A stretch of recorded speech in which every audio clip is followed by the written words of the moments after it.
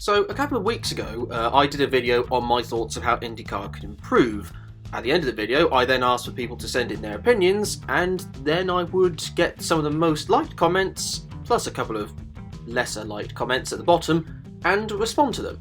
I didn't quite anticipate how many comments I would get on this video, so thanks to every one of your responses. It's great to see how many people care about the future of this series. However, without further delay, let's go over them, and I'll start with the most liked comment of the lot, and by quite some margin as well.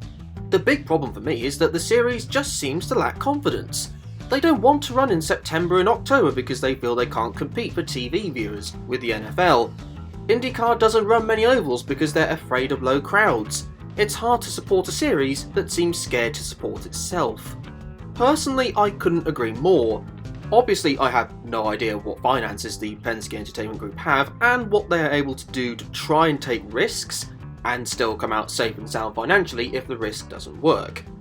However, certainly since the pandemic, the series just seems to have remained very static. Nashville is the only event that I would say since the pandemic that I would deem as a risk. And for all the carnage that this event has created and the fair amount of slack it's gotten on social media, I would say that the race has been a success. It's now gotten to a status where it's going to become the season finale on an updated course. They took a risk, and it paid off. I mean, I guess you could say that the Iowa event is new, but at the same time it doesn't have the feel of a new event to someone like me. I'm not going to deny that the updated event looks far more impressive from a hospitality perspective, and that the move for a nighttime race next season is cool.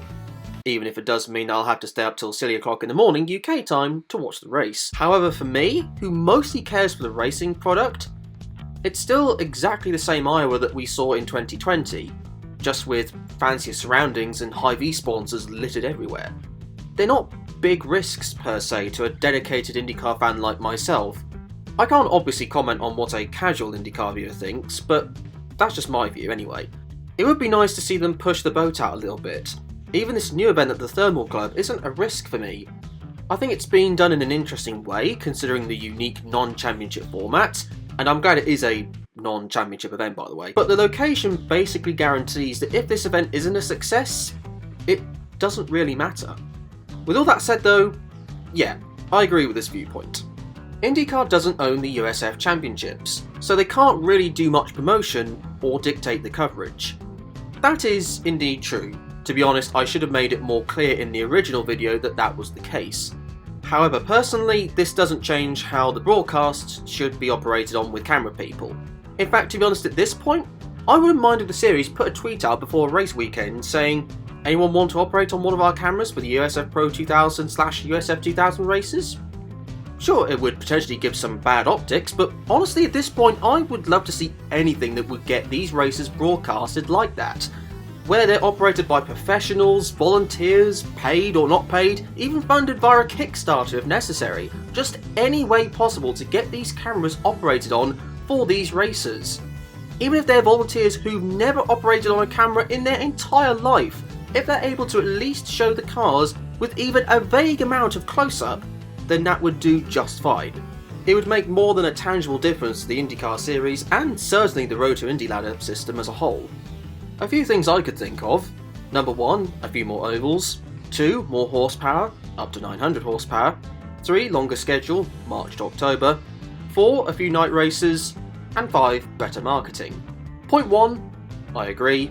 Point 2, certainly. How that's done I'm not sure, potentially through hybrid system trickery, but I'm not an engineer so wouldn't know for sure. Point 3, also yes. I don't see the link between the NFL audience and an IndyCar / motorsport audience, although apparently the ratings do go down because of this factor. It's hard to say, but I know I'd certainly be in favour of races in October, or even November as well. Point 4, I'd love to see more night races as well, which may sound weird coming from a European, but if the action on track is invigorating, then sure, I would watch more night events. Point 5, it's hard for me to really comment on this because I'm not from the US obviously. What I can say from a British standpoint is that Sky do a fairly decent job of marketing IndyCar. It gets mentioned at the end of corresponding F1 programs when they're on the same weekend, and they do a good job on specific IndyCar content as well, I feel. I still think there's room for improvement. For example, during ad breaks, and this is on the F1 specific channel as well, I hardly ever see a promo of IndyCar on Sky whatsoever. Even the Indy 500 doesn't have that many ad break promos from what I've been able to see. But on the whole, I don't think Sky do a terrible job. Is it just me, or do Europeans care more about IndyCar than most Americans do? I would say perhaps if we were to compare it to NASCAR, then more Europeans take notice of IndyCar given its similarities with F1, which, ironically, I think IndyCar need to do more to try and get away from.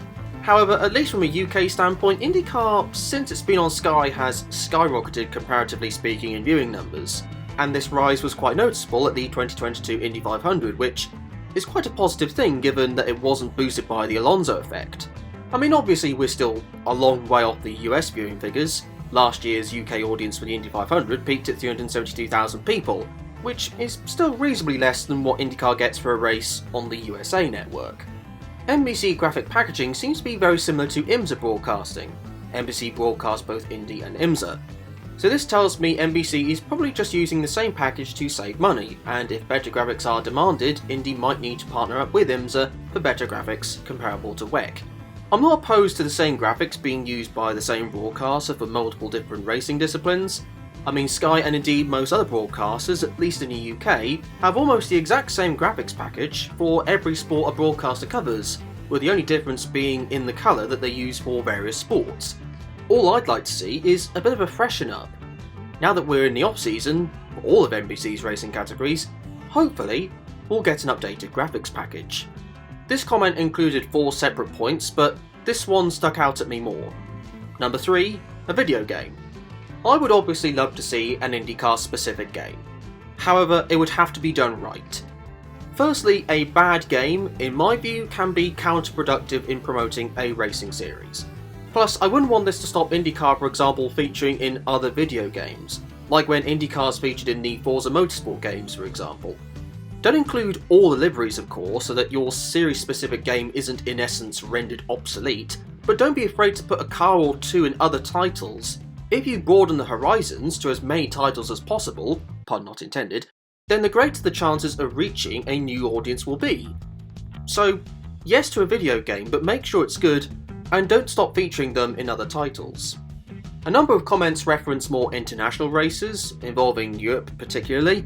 Don't get me wrong, I would go and watch an IndyCar race at Brands Hatch in a heartbeat, and I'm sure the place would be packed to the rafters.